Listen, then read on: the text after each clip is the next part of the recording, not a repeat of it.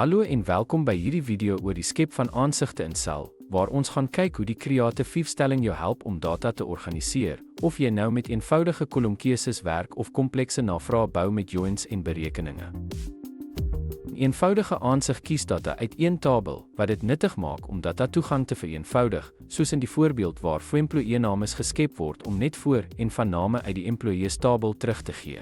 'n Komplekse aansig kombineer verskeie tabelle met joins en kan filters, aggregate en uitdrukkings insluit, gedemonstreer deur die vorderse aansig wat kliëntebestellings en totale bedrae opsom. Herbruikbaarheid beteken dat beide eenvoudige en komplekse aansigte net soos tabelle bevraagteken kan word, wat help om konsekwentheid te handhaaf en verslagdoening baie makliker maak. Ten slotte gee die skep van aansigte jou die buigsaamheid om data op betekenisvolle maniere aan te bied, van eenvoudige seleksies tot kragtige opsommings oor verskeie tabelle.